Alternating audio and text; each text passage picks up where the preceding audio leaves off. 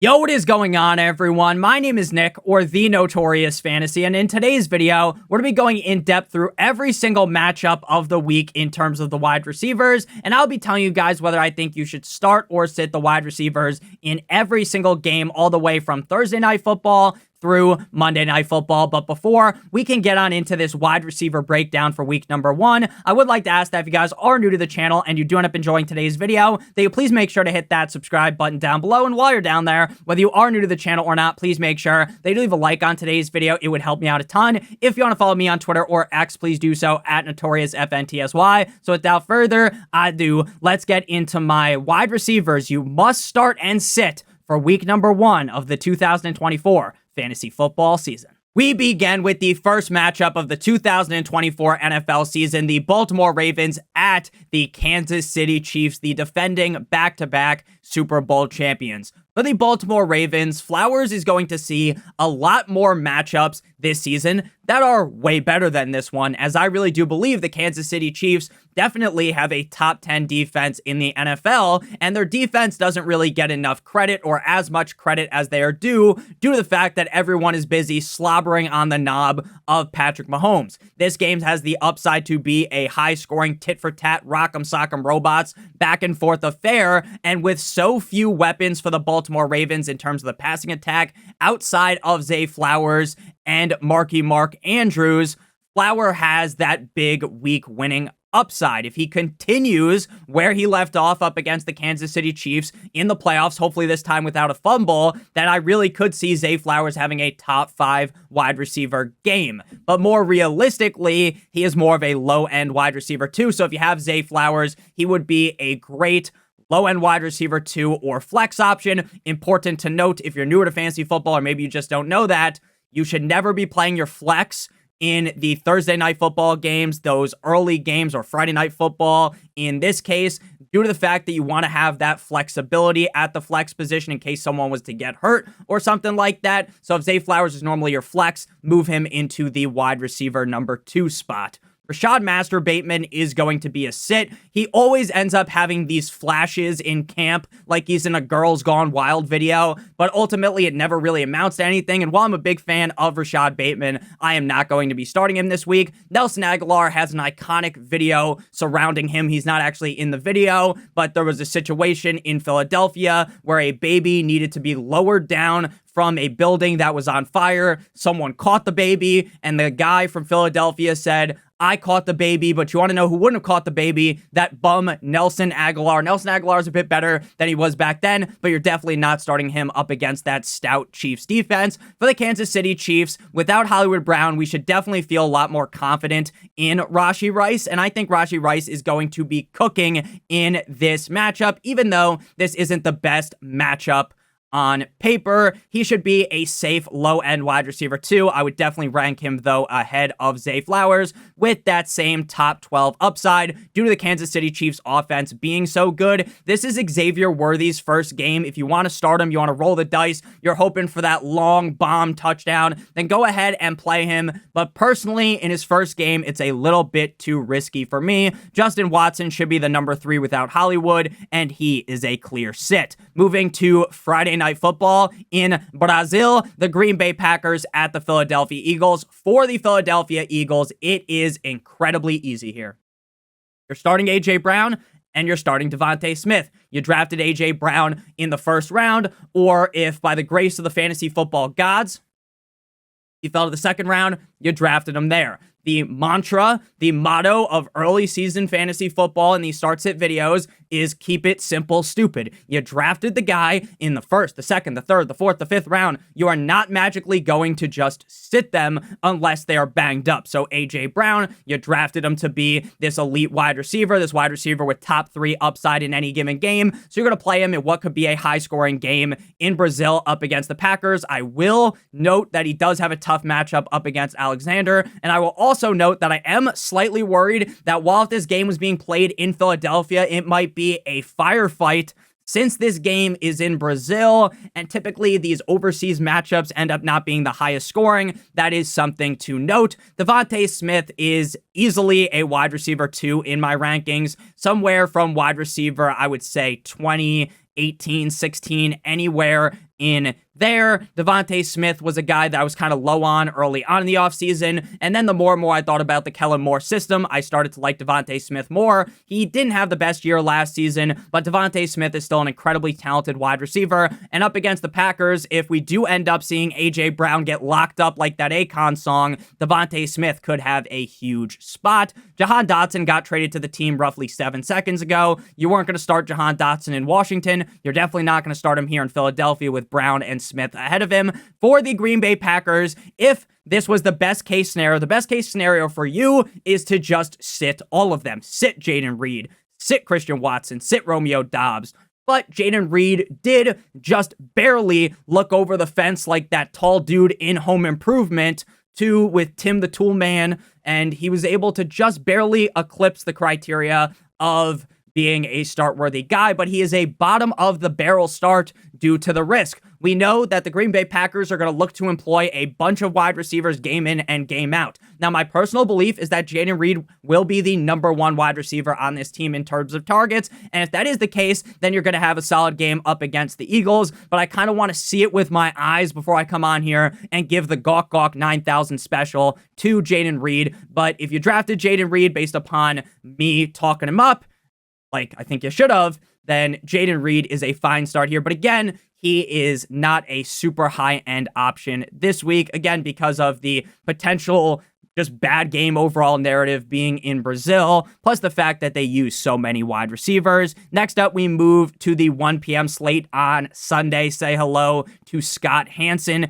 Pittsburgh Steelers at the hot Atlanta Falcons. Drizzy Drake London, top 2-round pick. Some leagues he fell into the 3rd round. Coles Cash Kirk under center. I was a big fan of Mr. Drake London in the offseason. I have been a fan of Drake London for a while, but the quarterback play ultimately sunk his battleship game in and game out, and the fact that Arthur Smith is an absolute dunce. Now Drake London gets to take that sweet, sweet revenge out on Arthur Smith and lay a pipe for that ass like he was a plumber. Shout out to Mario. So I love Drake London in this game. Now, I don't have him ranked inside of my top 12, but I definitely believe that he's a safe top 24 wide receiver in this matchup up against the Pittsburgh Steelers offense with big upside if Kirk Cousins comes out ballin'.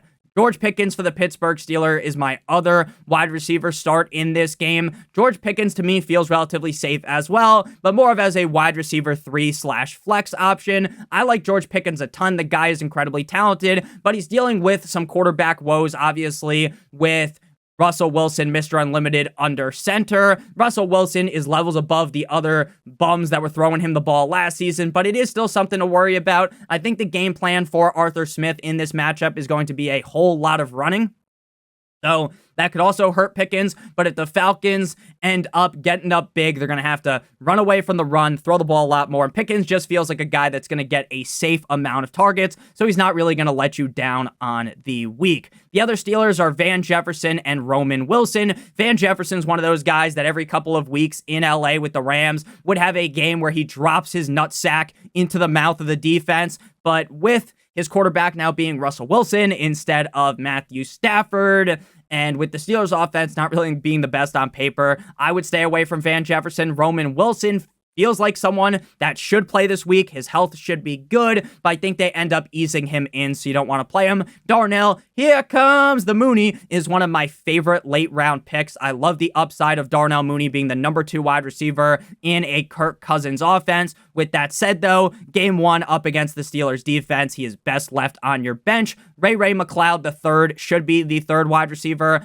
on the Falcons. Ray McLeod is not very good, so you're not going to start the number 3 wide receiver on the Atlanta Falcons. Next up, we move to the Arizona Cardinals at the no one circles the wagons like the Buffalo Bills. Now, all offseason, you would have heard a variety of takes on Marvin Harrison Jr., Keon Coleman, and the rest of the Bills wide receivers, right? With Marvin Harrison Jr., there were people like me who loved Marvin Harrison Jr., who don't worry about paying the high draft capital for a rookie wide receiver, because the rookie wide receiver we're talking about here is Marvin Harrison 2.0, a generational talent at the wide receiver position, a guy that is going to be putting defenses in the figure 4 all season long. But some people, they get their panties in a bunch and they can't draft a rookie wide receiver that high. Now, the Bills defense got shuffled around very heavily in the offseason. Does that mean they're going to be bad? No, but maybe they start off a little bit slow. Maserati Marv is going to get fed the ball at an incredibly high rate in this matchup, as well as all season long, and you would be absolutely silly, in my opinion, not to start him. And he will be a top 12 wide receiver in my rankings in his first ever NFL start. This is a guy that is always open like 7-Eleven, and I think it is very possible that this game gets away from the Cardinals and they have to throw the ball a ton late, which gives me even more confidence, more upside with Marvin Harrison Jr. Michael Wilson is another guy that I kind of like late in drafts because I like the fact that Kyler Murray's fully healthy, but up against the Buffalo Bills in a game where most people probably expect the Arizona Cardinals to get kicked in the gonads, I would stay away from Michael Wilson as well as the short king Greg Dortch. Another rookie wide receiver that a lot of people are kind of super high on or super low on, no one really in the middle, like Malcolm, would be Keon Coleman. Why is that? Because you either really like the upside that he possesses as Josh Allen's number one wide receiver, a wide receiver that Josh Allen wanted the team to draft, or you believe that Keon Coleman's tape at college shows that he is bad at separating, right? We just sucked off Marvin Harrison's separation upside, how great of a separator he is. Keon Coleman, not so much, but he's going to see a lot of targets, should at least, and should be the wide receiver one based upon what we saw in preseason and what I've heard out of training camp. Now, this is another scenario where you kind of want to just duck and cover, right? You drafted Keon Coleman, you didn't have to draft him high, so just chill him on your bench. Put him in the ice box and wait to see what happens up against the Cardinals defense. If you're playing in DFS, you're in a super deep league. If I had to start one of them, gun to the head, it would probably be Keon Coleman, though I do think Khalil Shakira, oh baby, when you talk like that, would be the safer bet. Curtis Samuel should be good to go with a turf toe, as he did practice last week, though it is something to monitor. For some reason, you had to play him. Curtis Samuel is either boom or bust every single week. He's either going to go out there and drop 15, 20, 25 points or have -7 points. Not really, but he'll have like 2 points or 20 plus. That is not something I'm really looking for, though, in week number 1. Game number 5 here, we got the Les Titans, the Tennessee Titans at the Chicago Bears. Now, when it comes to the Tennessee Titans, DeAndre Hopkins is close to recovering from his knee injury. He said that the team will make the right call, which means that, he's going to tell the team to fucking play him. I assume he plays, but he is coming back. He's older guy, suffering from a knee injury. That doesn't give me a whole lot of confidence in week 1 up against a Bears defense that I think is very fucking good. So D-Hop, old man himself, the Unk, might be able to come back and have a solid stretch of the season, but early on, I kind of want to stay away until I see it, because maybe he goes out there and, DeAndre Hopkins, he might just be built different, right? He's really good. And he goes out there and has a great game, or he goes out there, looks a little bit hobbled, and doesn't play like the D-Hop that you are used to. So Calvin Ridley will be a start for me. Ridley should be in for a solid season, as Nick Foles, former pass game coordinator for the Jacksonville Jaguars, is now the offensive coordinator in Tennessee, and Nick Foles basically gave his hole up metaphorically for Calvin Ridley, as he was feeding Calvin Ridley game in and game out like he was at a Viva Las Vegas buffet. I will be frank when I say I don't love this matchup. I don't love going up against that Bears defense, but he should be fine on volume alone. Match that with the fact that D-Hop is banged up. I think Ridley should be a fine wide receiver 3 or flex option for you. Then they have Tyler Boyd on the bench for my team. If I had Tyler Boyd, I wouldn't play him. I wouldn't draft Tyler Boyd either. I'm a big fan of the guy, always have been since his days in Cincinnati, but in Tennessee, I am not starting him. For the Bears, we're to talk about DJ Moore and Keenan Allen as starts. Now, DJ Moore was a guy that I metaphorically sucked off, gave the Gawk 9000 special to all summer long, like my name was August Ames. Metaphorically, of course, okay? I wasn't actually doing that. And I expect DJ Moore to have a huge season as the numero uno, the head of the table, number 1 weapon in Chicago. He will be a high-end wide receiver 2 for me on the week, with top 5 upside up against that Titans defense. Keenan Allen's going to be a start for me as well. Now, to you guys that listen to me in the offseason, you might be a little bit confused because, Nick, you really didn't like Keenan Allen in the offseason. What made the change for you, Nick? You're stupid. Why are you changing your mind? It's very simple to me. Shout Simple Jack.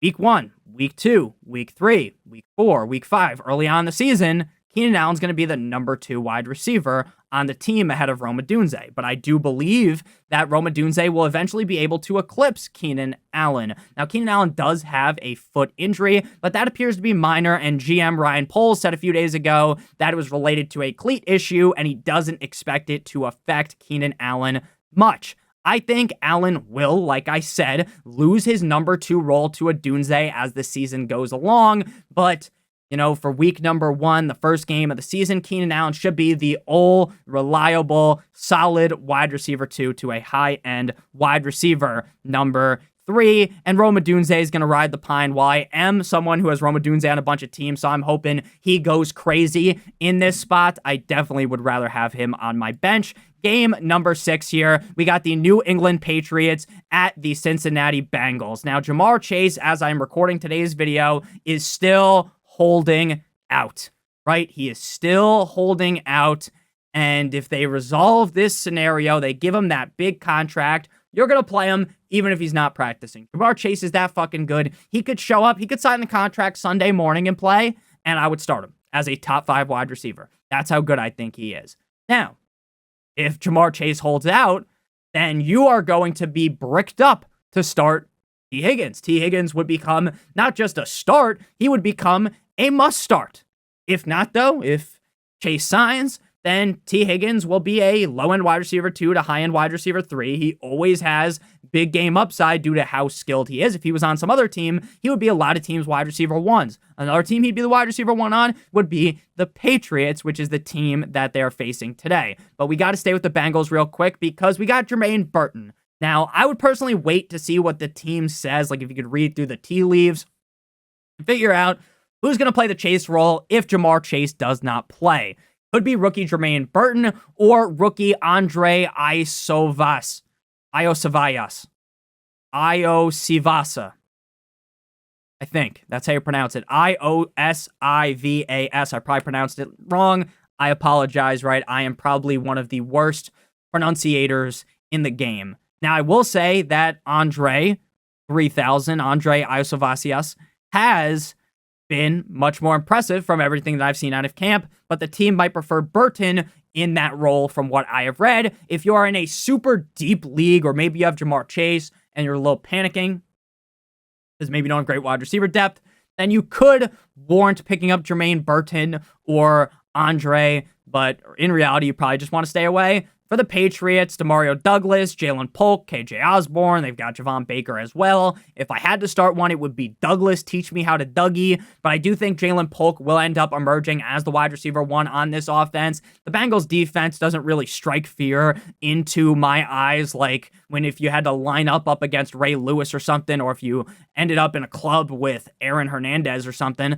But week 1, Jalen Polk, a rookie with Jacoby Brissett throwing in the ball. While I hope he breaks out, you're definitely not going to want to start him. Moving to game number 7 here, we got a very fun game here. The Houston Texans at the Indianapolis Colts. Nico Collins is the number 1, in my opinion, on the team in terms of targets. Nico Collins was uber efficient last season, and I believe he will be the guy here in week 1 and for the rest of the season if he still is healthy, knock on wood, up against the Colts. Due to the loaded wide receiver core around him, though, I can't truly give him the Sukalamink special, but he will be a high-end wide receiver 2 on my rankings. If you don't pick up on what high-end wide receiver 2 means, so wide receiver 1, I'm talking about 12-team leagues, is wide receiver 1 through 12.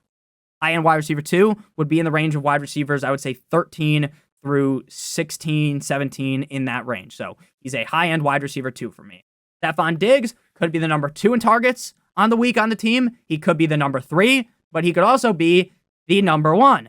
One of these elite threesome, the trio at the wide receiver position, will probably end up as the odd man out in any given week. But you'll never be able to really sit any of them due to the amount of upside of this CJ Stroud-led Houston Texans offense. I'm debating in my head, zombie, right? Regarding who I want to rank higher, Diggs versus Dell. Ultimately, I succumbed to ranking Diggs higher because I think Diggs will just be on the field more, and that's just a little bit safer. But in my rankings on the season, I have Diggs ranked the lowest because I just like the upside a lot more of Dell.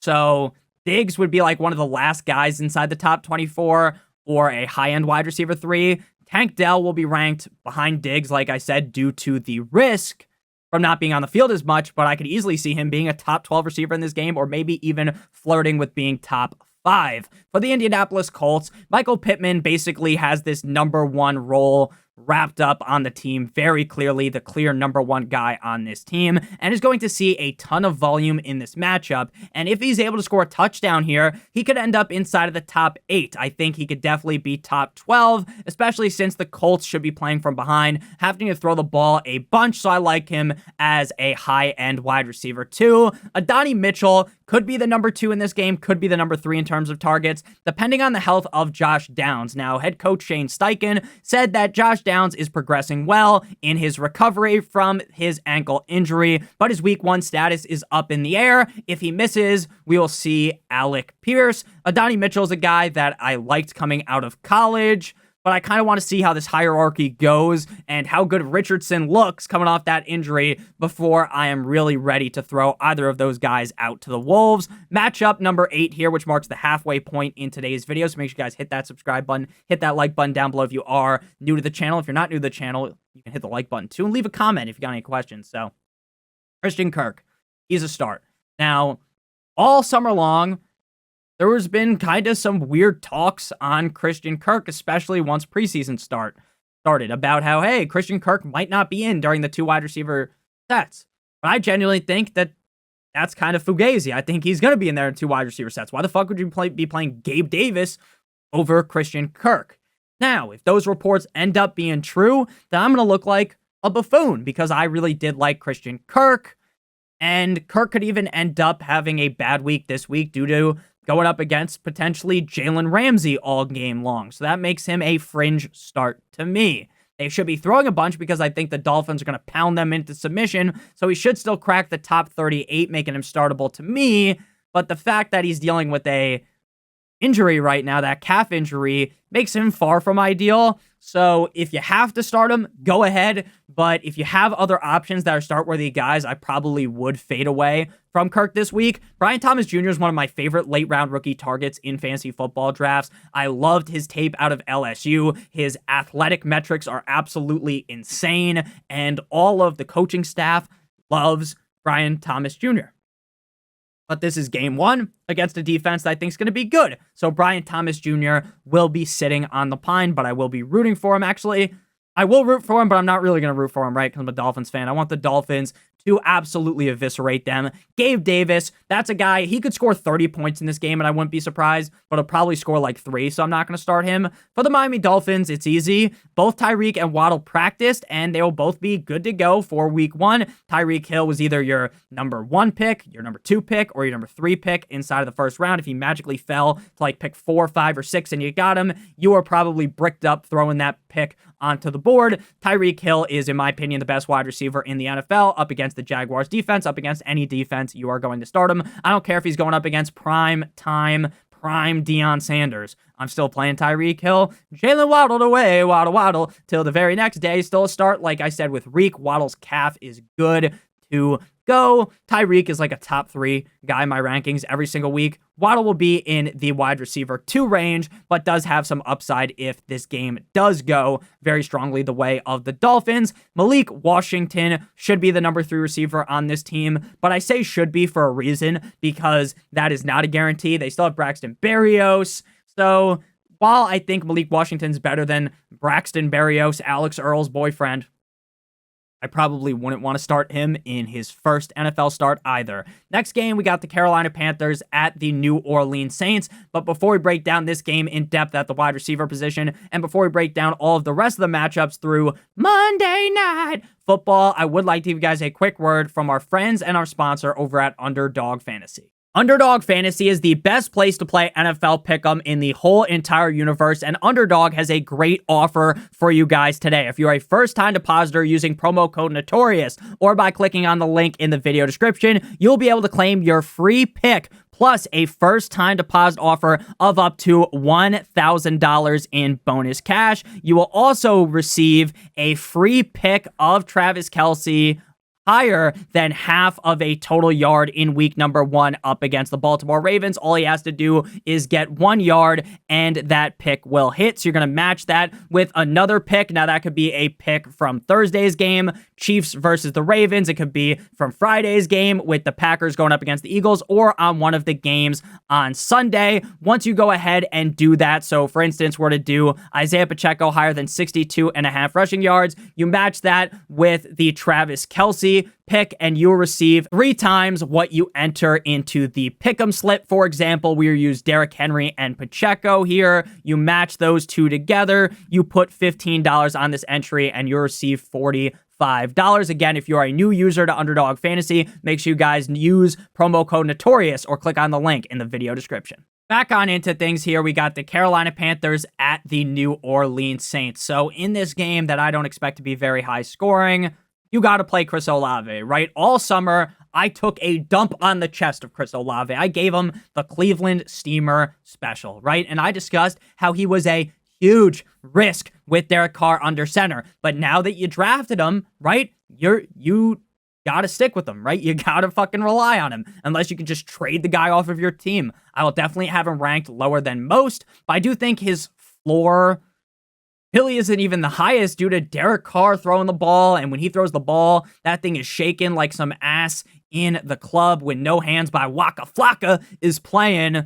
So he should see a crazy enough amount of volume. So in reality, like, he should be fine as like a low-end wide receiver too. But man, oh man, it's like you really need Derek Carr to fucking wake up for Chris Olave to truly do something. Rashid Shaheed's one of those very, very, very fun boomer bust players. Like, if your team's on bye week or you're dealing with a bunch of injuries, you just close your eyes, throw Shaheed in, and hope he pops for 15 plus points. But in week number 1, you don't really need to do that because no one is on bye. A.T. Perry is a sit as well. We don't even have to talk about him. He's not very good. For the Carolina Panthers, I personally believe that we will end up seeing Deontay Johnson get peppered in targets, Salt Bay style, right? Though, we know that Bryce Young has a love affair for Adam Thielen. With the Canales system in place now, I believe Deontay Johnson will become the number 1 guy, and he'll be ranked as a low-end starter for me on the week. But, and this is a big but, shout out to Kim Kardashian, if he does see the volume that I project him to get, if he is the clear number 1 wide receiver, if he's able to push Adam Thielen off to the side, he stiff arms him, hits him with the Heisman pose. And I think that Deontay Johnson could easily be a reliable wide receiver 2 for your squad weekly. Adam Thielen, I think, could be the wide receiver 1 in the week, but he's not a guy you want on your team and you don't want to start him. Xavier Legette, I think, will become the number 2, but in week number 1, I think Adam Thielen is the number 2 wide receiver on this team. Next up, we got the cold like Minnesota Vikings at the New York Football Giants. Now, Justin Jefferson was a very polarizing player this summer. There were people that were like, oh my God, I can't draft Justin Jefferson. And there was other people like me who used their brain and realized that Justin Jefferson was solid last season, even without Kirk Cousins. So to me, Sam Darnold, hey Arnold, I don't give a damn. Justin Jefferson is a top 5 wide receiver in my rankings, and he is going to dissect the Giants defense like his name was Hannibal Hector. I believe so heavily in Justin Jefferson. You close your eyes and you put him in your lineup. I'm not going to waste my time talking him up a whole bunch because you're going to start him every single week. Doesn't matter the defense. Jordan Addison-Ray is a sit for me coming off of the ankle injury that seemed to be very serious and then didn't end up being that serious after he was carted off in practice earlier on in August. On August 14th, he did practice on Monday. My guess is he suits up on Monday, but you should not be shocked at all if he isn't fully being used like he normally does and doesn't see his full normal allotment of snaps. Jalen Nailor, barely newer, will end up getting more touches than normal, but in a Sam Darnold offense, I don't want to do that. For the Giants, the G-Men, Malik Neighbors, in his first ever game, has the upside to rip off a top 5 fantasy football performance up against the Minnesota Vikings defense. While I do believe the risk is evidently there because Daniel Jones thinks he is a disgrace to the quarterback position. I do expect him, though, even if he has a bad game, to be at minimum, wide receiver 2 on the week with that top 12, top 5 upside. Wan'Dale Robinson's a guy that I liked a lot in best ball drafts over on Underdog Fantasy that we just talked about a little bit before. I loved that they're talking about maybe using him as a running back sometimes, which is some added upside. I think he's a very talented player. But with Neighbors there in redraft, you're never going to really know the correct week to start him. Plus, with Daniel Jones, just means he's like, if you picked him in like the last round, he's a fun pick. Like, if your back's against the wall, you could play him, but against week 1, so your back shouldn't be against the wall. Jalen Hyatt here of the Giants, I think will end up as the number 3 behind or ahead of Slayton.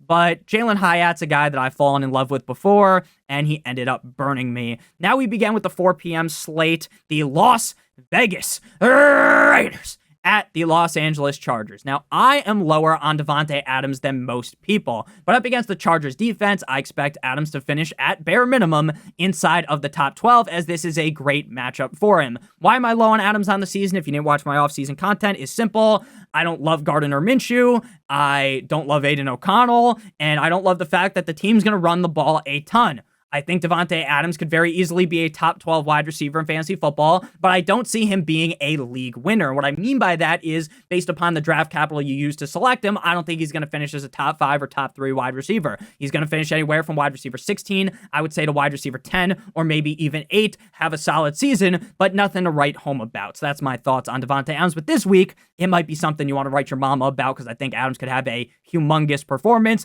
Jacoby Myers is a guy that I do like, very talented player. Thought so ever since he was on the New England Patriots, though with the quarterback situation not being the best in game 1, Jacoby Myers is that bye-week fill-in, that injury fill-in for you. It's week 1, you don't need him. Trey Tucker, another guy where you barely knew her, right? Fun player, will have his games, but ultimately you're never going to really start him unless you're in like a 32-man league. Now, if I had to play one player on the Chargers this week, it would be Joshua Palmer. Joshua Palmer last season proved that he is could be, not that he is, because I think Ladd McConkey could be, that he is very competent when Keenan Allen and Mike Williams were hurt. Joshua Palmer had some solid showings. Now, I think ultimately Ladd McConkey will have his time in the limelight, but that might come a couple of weeks from now and not instantly in week 1 up against the Las Vegas Raiders. So I would prefer to sit all of them. If I had to start one of them, it would be Palmer. And you want to know who you're definitely not starting, though? Quentin Johnston, the man who plays receiver with no hands. At game number 12 here, we got the Denver Broncos at the Seattle Seahawks. For the Denver Broncos, I'm a fan of Bo Nix. Am I the biggest fan? No. Am I the smallest fan? No, but I like him a decent amount. I think he's a talented player. But when you, all things considered, right, when you really try to consider everything that's going on with the Denver Broncos, you have Courtland Sutton, who is the best receiver on this team, and then you have Mims, you have Reynolds, you have some other wide receivers like Troy Franklin, right? But none of those guys really jump off the table to me up against the Seattle Seahawks defense. I think Witherspoon could easily lock down Courtland Sutton in this game. And with it being Bo Nix's start and with the wide receiver core in Denver being suspect outside of Courtland Sutton, I think you should just turn the other cheek away from these guys this week. So Sutton, Mims, Reynolds, Franklin, keep them on your bench. If one of them is going to have the big game, though, it would be Sutton. I know Knicks looked great in preseason, but if you take preseason as the most serious thing ever, you'd probably come to the conclusion that guys like Kenny Pickett are really good when they're really not. DK Metcalf for the Seahawks. This is a tough matchup for him because just like how we're to see Courtland Sutton 1v1 on fucking Rust with Witherspoon, we're to see a 1v1 on Nuketown with DK Metcalf versus Patrick Surtain, son of Patrick Surtain, to finish as a low-end wide receiver 2, high-end wide receiver 3. Should be fine, though, for him due to the volume that he should receive. I'm not really excited about Metcalf here, but again, with enough volume out of Geno Smith in this new-look offense, Metcalf should be fine if he scores a touchdown. Could finish as a high-end wide receiver 2. JSN is one of those lower and bottom-of-the-barrel starts, right? Your you're scavenging through the bottom of the barrel, so you start JSN. He has gotten so much hype in camp. The coaches love him. The head coach, the offensive coordinator basically love him, right? And that's great. And they love the asset that'll be to the team. But until I see the big role like we thought he potentially had last season, because Lockett's there, it's still pretty risky in my opinion. So out of all of the names in today's video that were listed as a start and that you are going to see listed as a start, he was actually the last man in. He was the last guy to crack the rankings. Tyler Lockett in my pocket skirt.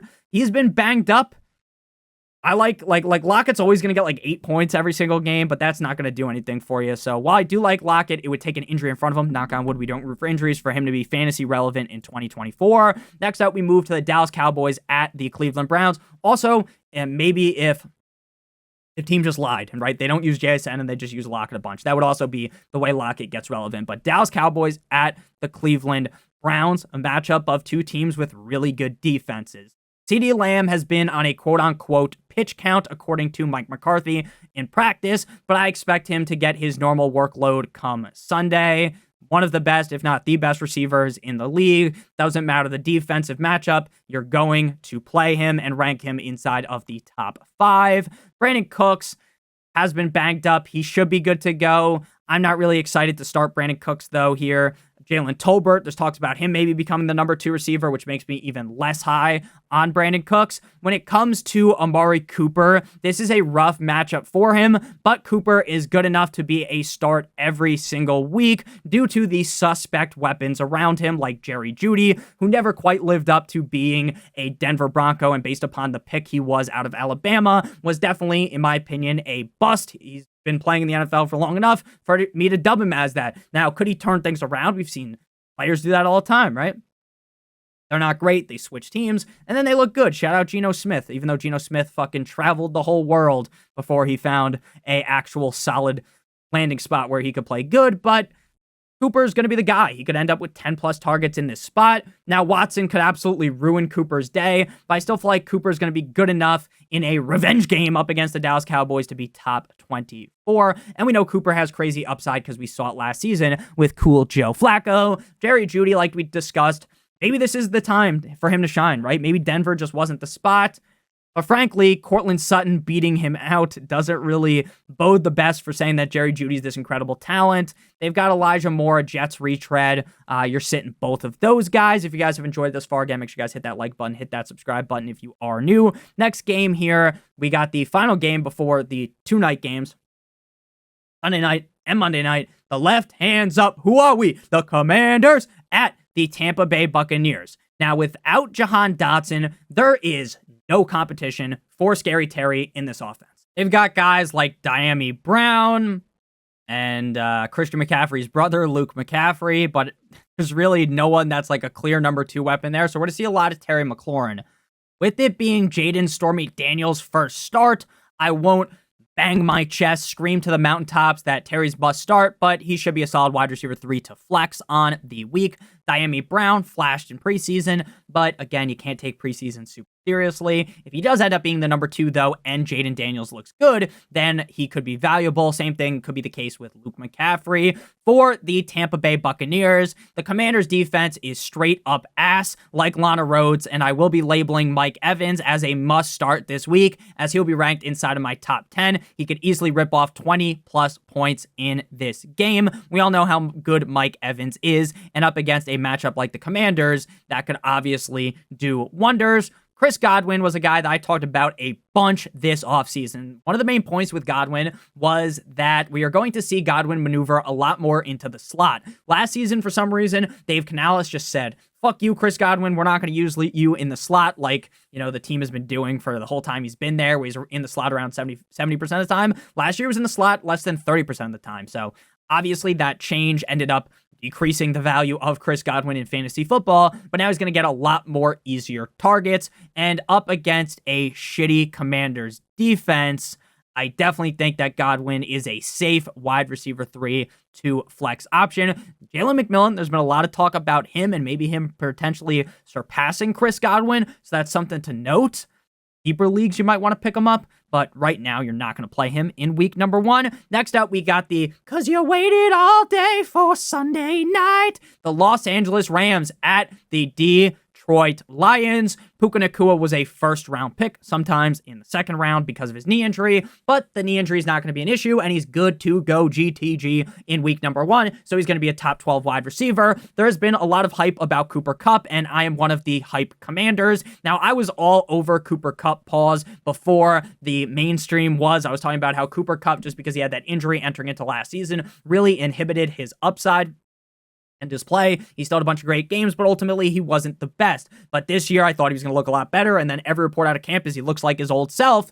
So I like Cooper Kupp a ton as a wide receiver 2 high-end pick here due to this matchup potentially being very high scoring. Puka, Cooper Kupp, they're going in your lineup. You don't even think twice about it. Amon-Ra St. Brown, you drafted him as a top 5, top 6 wide receiver. He was my wide receiver 3 in my fantasy football rankings on the season. The Rams defense definitely is not a pushover, but Amon-Ra St. Brown could go for 125 plus yards and a tug in this game with 8 or 9 receptions potentially. Amon-Ra St. Brown's one of the best wide receivers in the NFL. Amon-Ra St. Brown's going to be a start against any defense. He was one of the safest wide receivers last year, as I believe he ranked inside of the top 30 at the wide receiver position every single week, except for like 2 or 3, and that insane consistency will continue this season with the Goffinator feeding him the ball. Jameson Williams is a fun player. He's a fun guy where you're on your bye week, your team's on bye, or a bunch of your players are hurt. You play Jameson Williams, and he could score you 20 points, right? He could have those huge games, but he's yet to really have any consistency. I think he will be a little bit more consistent this season, but that is yet to be seen. Khalif Raymond of the Detroit Lions should be their number 3, but even up against the Rams in what could be a high-scoring game, you don't want to be starting the number 3 in Detroit, considering they have Gibbs, Monty, Laporta as well. Demarcus Robinson could be their number 3 receiver for the Rams. The Rams actually do use 3 wide receiver sets at a very high rate. They'll probably finish inside the top 3, and they were number 1 last year in terms of 3 wide receiver sets. So we're going to see a decent amount of Demarcus Robinson, but we're not going to start him here. Final game here, Monday Night Football, the New York Jumbo Jets at the San Francisco 49ers. The 49ers defense is going to be solid, but you didn't draft GW Garrett Wilson to sit him. I think Rodgers is going to pepper Mr. Wilson with targets in this game, and he should end up with a top 10 showing, even though the matchup isn't the best. Magic Mike Williams, coming off of the injury, should be good to go in this game. He was one of my favorite sleeper picks all summer long. Good to go in week 1. He's a fun play in DFS. But in terms of week number 1 coming off the injury, up against the 49ers defense, I think you'd rather just wait and see what happens. Plus, you didn't draft him in a range where you would need to start him in week 1. Malachi Corley should be the number 3 rookie wide receiver. Interesting player, but again, up against the 49ers with Mike Williams now healthy, you don't need that. For the 49ers, I like Ayuk better than Debo in terms of ranking them for the season. But up against a solid Jets defense, I think the wacky things that Debo's able to do game in and game out will make him better off in this game and will get him more involved. Even with all of that said, he is a middle-of-the-road wide receiver too. Brandon Ayuk just showing up to team practices recently, plus the matchup up against DJ Reed or Sauce Gardner not being the most ideal, leaves Ayuk in that same range as Debo, just ranked below him. Juwan Jennings should be the number 3 as Ricky Pearsall got shot, but he's still breathing. The motherfucker was lifting weights today. What a beast. Got shot 4 days ago,